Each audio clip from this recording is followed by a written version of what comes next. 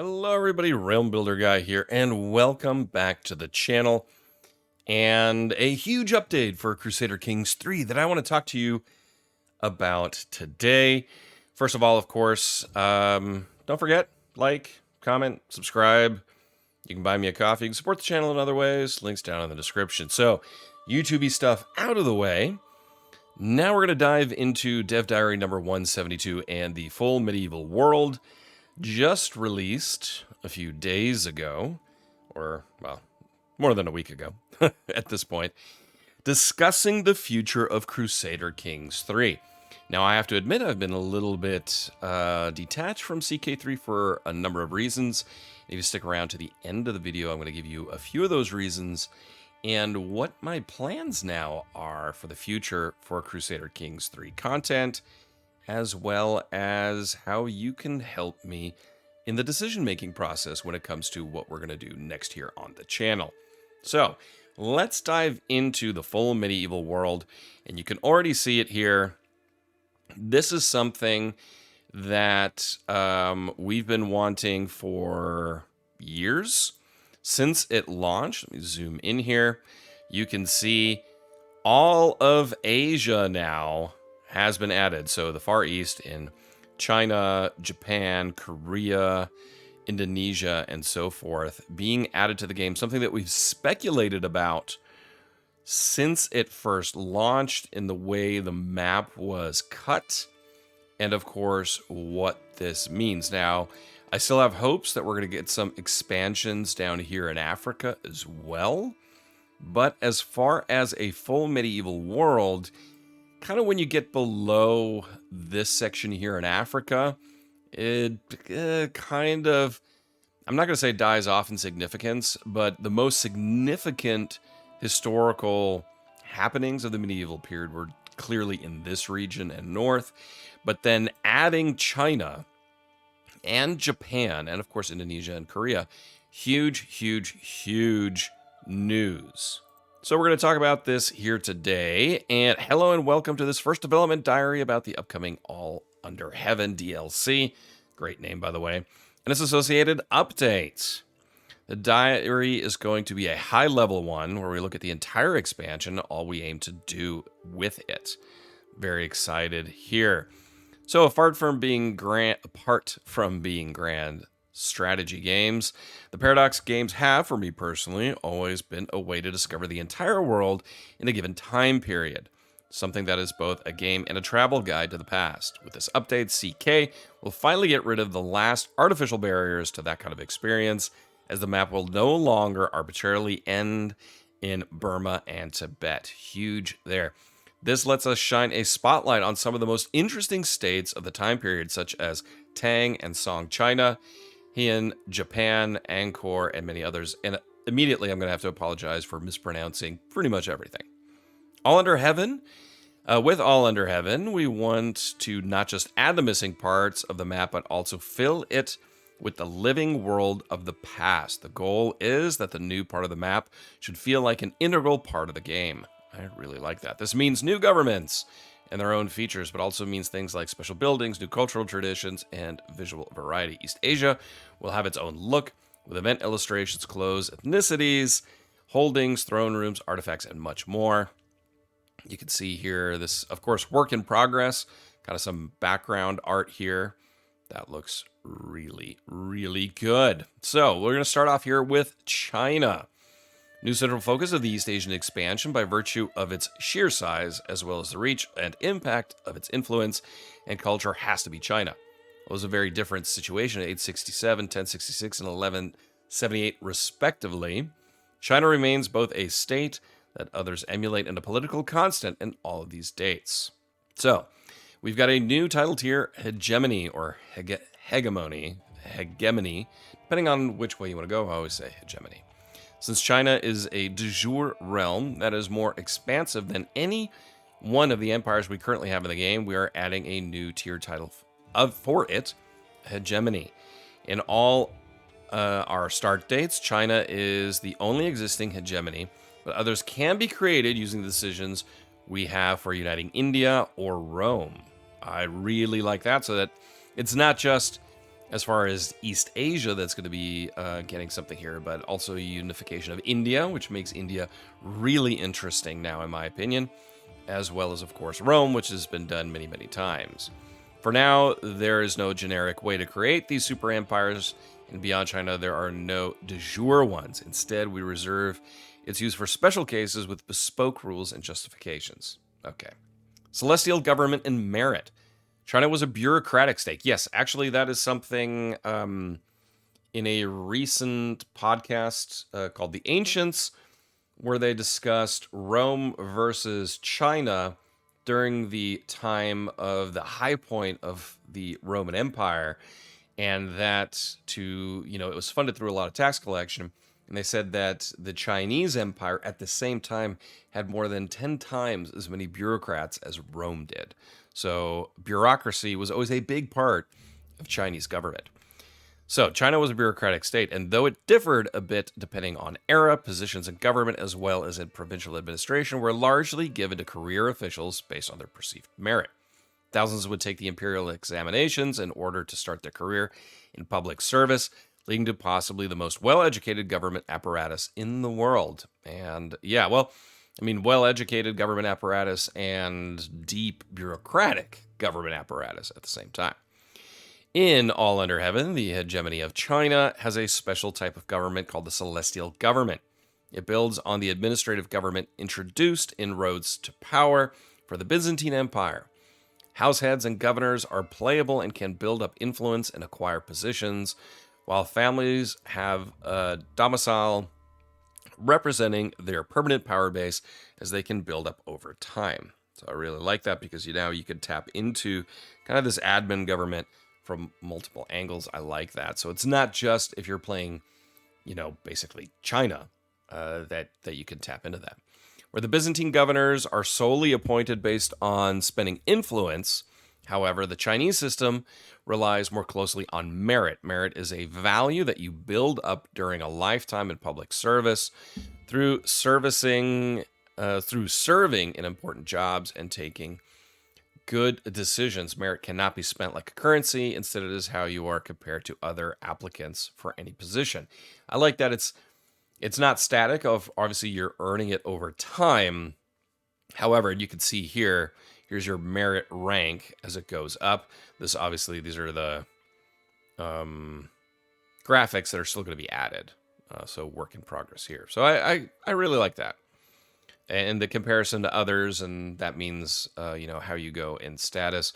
High merit score might mean you become a circuit tier governor or even a minister in the central government. Merit does not replace influence, since influence can still be earned and spent for more underhanded uses, even in a celestial realm. Of course, the Chinese government at that time, as you could argue today, it was definitely not lacking in governmental and bureaucratic corruption. In order to ensure a healthy crop of potential administrators at all time, the empire will regularly host examination activities. So we've got more new activities where the applicants can earn a base merit score.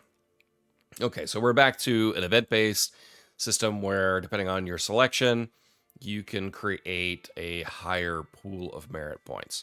The emperor, on the other hand, can control what skills are prioritized in the examinations by controlling the curriculum when hosting exams. So whatever qualities are emphasized will shape which characters are likely to be able to become governors in the future. I like that. So it's kind of a race in the bureaucracy, not that standard, who's going to be emperor, who's going to be king, whatever that we have, say, in Europe or other parts of CK3. This is now basically a race to become the highest level bureaucrat in an empire. The imperial treasury. Governors in China will not support themselves using the money from the region they govern. Instead, they will send the funds upwards to the emperor and his central treasury. The emperor then pays out a salary to the governor, but also assigns funds to the respective treasury of all governorships in the realm. Okay, I can dig that. That definitely replicates that bureaucratic aspect. Only gold can be spent on personal expenses, such as building up your family estate, paying for tutoring for your children, and so on. Treasury is what is used for any expenses related to governing. This includes things like building buildings, paying troops, or disaster relief. Like with everything in this diary, there will be more information about the treasury in the future. So more China-centric dev diaries. Dynastic cycle. Chinese history is traditionally ordered by the dynasty currently in power. This is a phenomenon that goes far back in time, where often a new dynasty would prioritize writing the history of their predecessors. Yeah, so talk about, an untrustworthy narrator. They would use the imperial archives to chart out and describe how the old dynasty rose, how they ruled, and how they eventually lost their way and succumbed to corruption, leaving an opening for the new dynasty to save the day, of course. In our timeline, the Tang, once a very successful and expansive dynasty that ruled a vast and prosperous realm, are already troubled in 867. About 40 years from the start date, the dynasty would break into a multi-factional civil war known as the Five Dynasties and Ten Kingdoms era. Eventually, the Song took power and built a new dynasty based even more strongly on the principles of bureaucracy. Yeah, the Song were eventually replaced by the Yuan dynasty of Kublai Khan, who ruled a China that was unmistakably Chinese, but also still very Mongol-dominated. So, what I like about this is that now the current latest DLC and this DLC are obviously very, very linked. So, if you're going to play a Khan or a Khanate, expanding into all of East Asia just makes absolute perfect sense, and was also the speculation with that DLC being added, because it just doesn't make it doesn't. I'm not gonna say it doesn't make sense. It's not as much fun if you're playing a Mongol Khan and your only expansion is to the west, which of course they did, and we see some of the ramifications of that today, say in the Crimea. But they also expanded heavily into the east, into the south of where they were, most notably into China. In All Under Heaven, we have taken inspiration from how the Chinese described this at the time, a dynastic cycle where China can be in a stable era, essentially a type of golden age, where it can build its wealth and progress, orienting themselves outwards like the Tang, focusing on military expansion and a vast tributary network.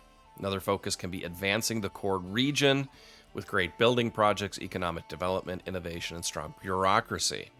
So kind of like the Song and the Ming did. Common to both types of stable eras, expansion and advancement, is that they can go on for a very long time, as long as the rulers put the right people in positions of government. I do kind of like this. Common to both stable eras is that how legitimacy is built and maintained relates to you moving in alignment within the era. Okay? That makes sense. Let's see here. With the ruling dynasty faltering, the cycle will eventually proceed to the unstable era. So we can see here how it's progressing through the era. My assumption is this is the unstable era right here. Here, people have begun to question the mandate of the rulers, and every action they take is under closer scrutiny. Natural disasters, wars, and other things will be viewed in a much more negative light, especially if the central government is unable to act quickly on them. Governors will be less selfless. Let's see here. Preparing for their own future. So this is interesting. Should the emperor's legitimacy be should be impacted strongly enough, this era is very likely to slide into the chaotic era. Okay, so what we've got here is, so this would be the chaos era.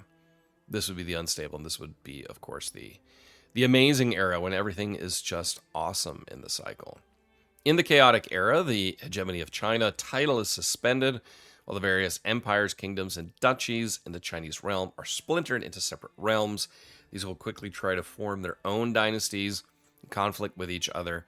Once a winner emerges, China will once again enter a stable phase, and the new ruling dynasty will be seen to have the mandate of heaven to rule the restored hegemony of China. This will mean choosing a type of stable era, as well as taking some other decisions about your long-term goals.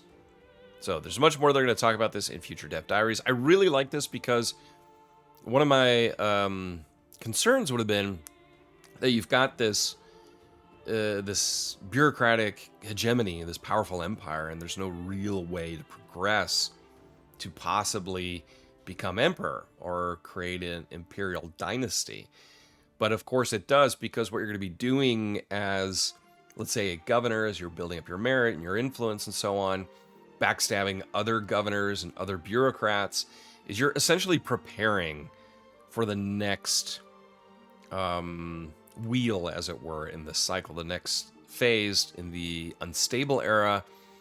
And then you can also start undermining the system, because now you can sniff your chance to go into the chaos era when everything splinters and you have this giant civil war period, and you then come out ahead of everybody else to try to build that imperial new dynasty. So I do like this. It gives you a ticking clock. So there's a little bit of pressure here to make sure you're not just chilling and a happy, content governor. You're preparing, always preparing for the next era in the cycle. So I do really like this. Let's see how it obviously pays off in the game itself. Finally, we've got tributaries and China. For the Chinese Empire, tributaries are not at all what they are to the rulers in the steppe. Independent rulers can choose to enter a relationship with China and be legitimized by trappings of authority from China. The tributary is not expected to play any part in China's wars. Okay, and China will also not defend tributaries as a general rule. Tributaries can attempt to create a close relationship with their suzerain hegemon by going on tributary missions to the Chinese court. Okay, so it's kind of like going to your, doing that trip, going to the court as introduced in royal courts, going to the emperor or going to the king or whatever. So, okay, so they tied that back in there. Next up, we're going to go to Japan. One of the more unique regions of the medieval world is Japan. In our timeline, Japan is originally a state that is largely inspired by the Chinese way of doing things, with governors who do not directly own land and a vibrant capital in Kyoto. Noble families play a bigger part in ceremony, fine arts, and intrigue than they do in China, but military campaigns tend to be small and directed at the Ainu or Emishi in the eastern part of the island rather than other families in the realm. Over time, some nobles manage to install themselves in hereditary fiefs, and the country starts undergoing a gradual militarization, culminating in the establishment of something much closer to the feudal realms of the West. Of course, feudal Japan is a big thing. It's an interesting period overall, but we'll see how it goes. We've got two types of vassals in one realm, Soryo and the Ritsuryo. Again, I apologize for my mispronunciations. Unlike administrative realms, where governorships are generally duchies, and unlike China, where they can be any tier, Japanese governorships are generally counties. That makes sense. This means power is a lot more fragmented than in any other realms, and that does track historically. In 867 and 1066, the vast majority of the counties are held by Ritsuryo rulers, a government very similar to administrative, while by 1178, most of Japan is ruled by local Soryo lords, more akin to feudal. So, okay, that makes sense. Ritsuryo rulers use influence to secure appointments and generally don't have strong armies, unless enabled by their house-related bonuses, as described below. Soryo vassals, on the other hand, have gained de facto control of a region from the central state and made it a permanent fief. Their succession is hereditary, their armies are stronger, and they can more easily expand militarily to control multiple counties. Soryo vassals can be useful to the empire in times of war, but generally they are a liability, and a Ritsuryo that tries to turn their governorship into Soryo fief will be considered a criminal. Interesting. Not sure I like that. Think about it a little bit here. House relations and blocks. Long-term relationship between different houses are now tracked and move along a sliding scale from great friendship to intense rivalry. This, of course, again, reflected historically as kind of, I'm not going to say it's like mafia families. If you go and look at the shogunate era of Japan, the Sengoku Jidai period, but it was, all those warring families going against each other. Very Game of Thrones-y, very Wars of the Roses. Whenever a member of a house takes a significant friendly or hostile action against another house's member, such as marriage or a murder, the relation between the houses will change. Okay, let's take a look at the map here real quick. So, okay, yep, it's Japan, all right. Very broken down. Kind of like this. Looks good. No complaints there. In Japan, houses can also form blocks. These are groups of houses that follow the head of one house, largely based on house relations. This again, if you watch the really good FX series Shogun, which I highly recommend, one of my absolute favorite recent series, well acted, well directed, well written, which is a rarity these days, it seems, in television. They show that how they are forming different blocks quite well. Of course, that's a much later time period than this. You're going about, depending between 800 to 500 years later. A bloc is a military alliance as represented on the map, similar to steppe confederations. I like the confederations. I like military alliances. Like I always talk about in CK3, one of my big issues is that you're very, very limited in what you can do diplomatically and in terms of trade. So I like a different form of alliance building, to be perfectly honest. Bloc members will join the factions and wars of their leader. This means that when wars break out in Japan, they are not as limited despite the fragmented political situation, and that makes perfect sense. All right, the Emperor and the Kampaku. In our era, the Japanese emperors had varying degrees of power, but were generally relegated to a more ceremonial role than many of their foreign counterparts. The de facto ruler of Japan, all but name, is usually the Kampaku, Ritsuryo bureaucrat who rules on the emperor's behalf. Okay? The succession of the Kampaku is determined in a similar way to the Byzantine emperor's acclamation, but with a different set of weights. The emperor, or Tenno, total mispronunciation, I accept that, so has great ceremonial importance and is playable, okay? But only directly rules his own family manor. In all our start dates, like many of the noble families in Japan, he resides in the imperial capital of Kyoto. I'll be honest, doesn't sound like... I don't tend to like to start as emperors. Very rarely done that. I like to work my way up to that. This maybe looks at something to work your way up to, or work your way up to the point of being the Kampaku, so you can control the emperor. Only Ritsuryo rulers may become Kampaku. Okay, so this makes the Ritsuryo more interesting, because otherwise that period just doesn't sound that appealing to me personally. But Soryo rulers can take the top job if they can build a powerful enough faction, thus establish themselves as a shogun, the Soryo equivalent of the Kampaku. I love this. This is definitely, if I do a Japan playthrough, which I probably will, as they expand upon this, this will be the kind of the direction I'd want to go with the Soryo and becoming shogun, just because it's awesome. The emperor themselves can also aspire to the top position, and if appointed as Kampaku, is given the option to abdicate the imperial throne and rule as a cloistered emperor. Okay. Since the Kampaku, or shogun, essentially acts as the top liege in the Japanese realm, they wield an enormous amount of power and will also make use of special imperial policy laws to control what can and cannot be done by vassals in the realm. I like this. Should a shogunate be established by a Soryo ruler, this will start to usher in a societal change, with more and more of the vassals in Japan becoming Soryo fiefs. I love this. This makes Japan super interesting for me. And stay tuned. Probably going to dive into a Japanese Let's Play eventually. All right, Japanese houses. With most vassals in Japan starting out holding just one county, there's a great need for other ways to build permanent power. Now, I've done one county plays, Let's Play series, and just for my own Let's Play, my own stuff that I do, and it's a lot of fun. It's my favorite way to start. Family Manor, which is available to both Soryo and Ritsuryo rulers, is one way to build up durable power, and Japanese rulers will have many unique manor buildings for this purpose. Okay. Another way to build up the power of your house is to invest your prestige into house aspirations. Have a theme. Spending more prestige to upgrade will unlock abilities and modifiers. Okay.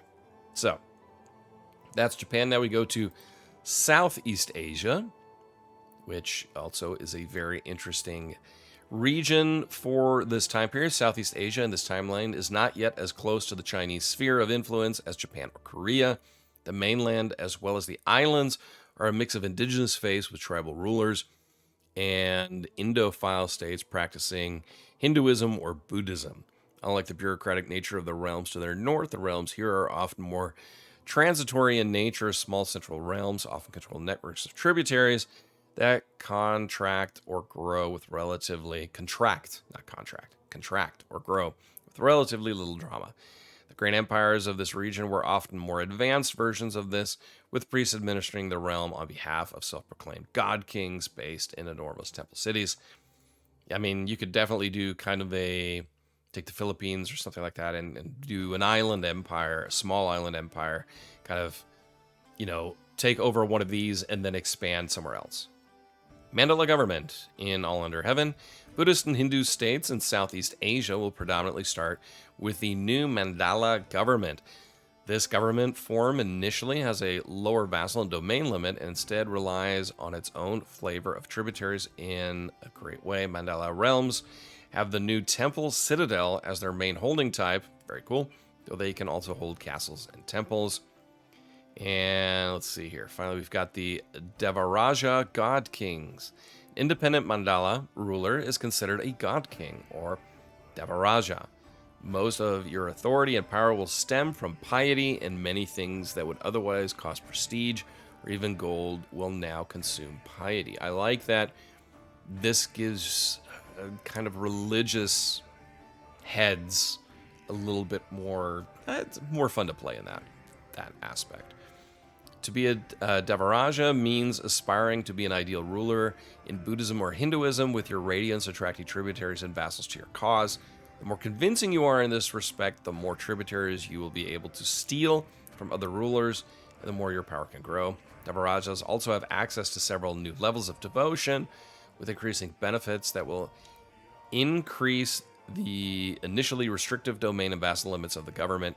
By advancing your status as a god king, a mandala can eventually end up quite powerful, even if the initial drawbacks in the form of lower vassal domain limits might make the government seem weak at first glance. This is definitely going to be a long play if you do this, so slow burn, not a quick run in any way. Capital Temple. As the God King, the cult around your person is essentially the same thing as your authority as a ruler. To remind everyone of their power, rulers would construct great temple cities. Complexes such as Angkor Wat or Borobudur, still stand today and demonstrated the divine power of rulers by showcasing their power and by providing a ceremonial center for the realms. All right, capital temples make use of the new Great Project feature to let you, your vassals, and your tributaries invest in growth of the capital temple. I like that. While they are costly, capital temple, they are costly, so I like that, but you can have other people invest in this as well, so I like that. Capital temples are the first way in which you can achieve or can alleviate the domain and vassal limit restrictions of your government type, along with many other bonuses. Okay. We've got Devaraja aspects. Similar to the Japanese house aspirations, as a god king, you'll be able to invest piety into developing your personal cult. Okay, I like that. Focusing on warlike qualities, focusing on serenity. So there are a lot of different things here. I'm assuming we're going to see more about that in future. Additional features. All right, we got a few here. Great projects. So I already talked about great projects at the top. I'm not going to go into that too much here, but like something like the Great Wall, kind of a big deal. So that's kind of nice. I like great projects, and that was kind of a major feature of East Asia as well. If you think about like the Great Wall, for one. Natural disasters are a type of recurring situation that can strike in known areas. While the disaster impact is over relatively quickly, the situation will linger and center on the rebuilding of the region after something like a great flood. Every natural disaster. Okay, so our intent here is not that natural disasters be a random and extremely punishing blow to your game, but rather something to overcome that can present you with opportunities to demonstrate your skills as a rule, blah, blah, blah. So I Okay, so plagues and disease. I thought it was a really cool little thing to introduce in CK3 because obviously, you think of the Great Plague Black Death or the Justinian Plague or even the plague in the 17th century. These were huge events. However, I I started really getting annoyed by them because it was just constant, never-ending, non-stop. And yes, there were diseases in the medieval period. There were outbreaks, and it did impact, but it became too crippling for me. My concern here is natural disasters. It's going to be a little bit buggy in the beginning. My concern here is going to just be a massive annoyance, kind of like the constant Viking raids, where you're just like, oh, I don't even want to play in this region because the Viking raids annoy me that much. So keep an eye on this. I'm going to put a pin in this and see how it plays out. I have some concerns. All right, Silk Road. While China was enormously important in East Asia and its surroundings for many parts of the world, China's impact was more indirect. We wanted to take the opportunity to include this in the expansion since it was quite tangible. For millennia, goods and innovations have flowed from China towards the West. Trade is not a feature of Crusader Kings 3, okay? Trade is not a feature of All Under Heaven. The Silk Road will be visible on the map, and controlling its entrepots will yield economic benefits if China is in an era where it is stable. Another venue that will be open to Western rulers is that travelers of the Silk Road may help spread Chinese innovations to their home realms. Okay. Uh, mm, Again, to me, one of the biggest failings in Crusader Kings 3 is that the economic aspect of the game, honestly, to me, it's the weakest part of the game. Aside from the fact that the AI can be a little bit stupid when you look at Crusades and whatnot, to me, the lack of true economics and trade is a major issue I have with the game. It's something I don't like. And when I saw Silk Road was coming, I was like, yes, they're going to bring in trade. And immediately here, trade is not a feature. Okay. It's fine. You got to put in the Silk Road. If you don't have the Silk Road, you lose a lot of that historical verisimilitude. But Crusader Kings 3 needs to expand on trade because trade and economics were very critical to the medieval time period, and rulers did care about it. They did care about it. It's not just about, Game of Thrones role playing and playing a little story game, but they care deeply about economics and trade. Some more, some less, but it was always there. And the fact that you have so little input and so little control of it really, really bugs me. That being said, of course, you can gain wealth over time. I'm not going to say easily in Crusader Kings 3, but you definitely get to the point where you just have a ton of money, but you need to expand militarily almost for that, unless you're in like Bohemia or something like that and you have gold reserves or anything like that that bring in a lot of cash. I believe you need a more robust trade system. It is a shame that they are not going to do that here. All right. So final thing, what about the other parts of the map? Diary tries to give an overview of all major features of the expansion, but it also leaves a lot unsaid for future diaries. The coming weeks, we'll be giving a closer overview of not only the features already described, but also things not mentioned, such as Korea, the Northern Steppe, tribal states of Southeast Asia, and of course, the map itself. Next week's diary will start out by giving an overview of the new map. Okay, Korea will be really interesting. I'll be interested in taking a look at that. So there you have it. That is the full medieval world. Okay, so what are my thoughts on this? Obviously, expanding the map to include all of Asia is huge. It's very important. It makes the game more whole. I like that cycle for China because it makes you, when you're not the emperor and you're not part of that dynasty, it gives you something to aim towards.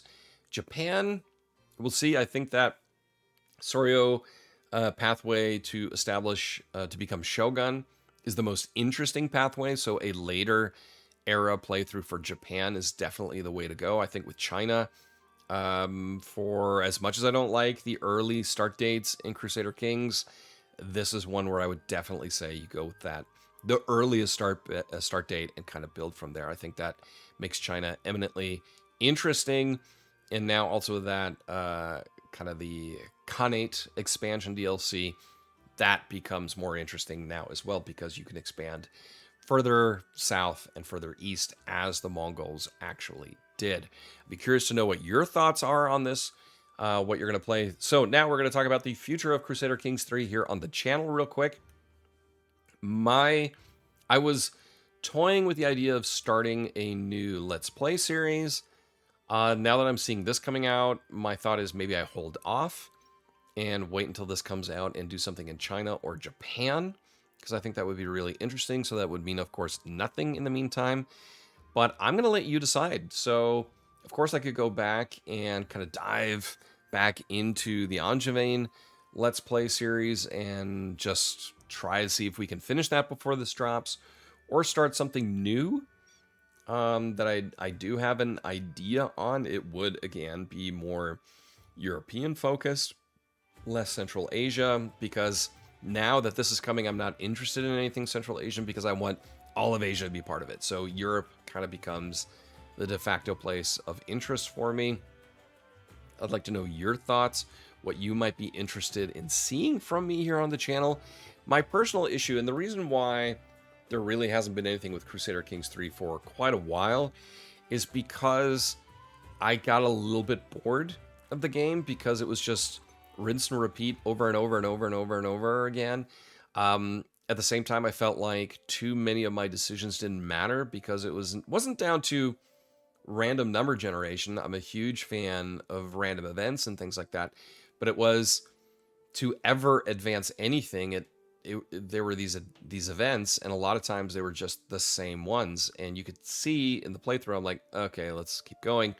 The fact that crusading, in my opinion, is, I'm not gonna say it's broken, but it definitely isn't awesome. Kind of hurts to a degree. And again, I'm not gonna say I was bored. I was getting bored. I was losing enthusiasm for it. Plus, I had to take a few months breaks in between, just because, you know, last year in 2024 we moved, and that took up a huge chunk of time. And then earlier this year and at the end of last year, I was dealing with some issues. Had a death in the family that struck really hard, and then just work, and had some health. I don't say health issues. Just sick a lot this first winter in Wisconsin. And so that kind of fell away, and I lost enthusiasm for it. But I would definitely consider diving back into Crusader Kings 3. Let me know your thoughts in the comments down below. I'd also be curious to see what other games on the grand strategy front you'd be interested in. I'm very curious to see what Europa Universalis 5 looks like, and if my old PC can run it.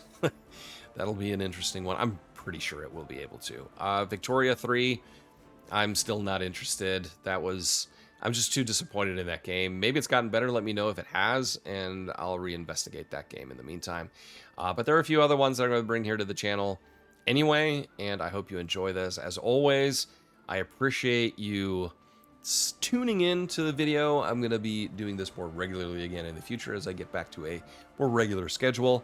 Don't forget to like and subscribe, and you can support the channel in multiple ways. Links down in the description. Until next time, I'm Realm Builder Guy, and I will talk to you soon.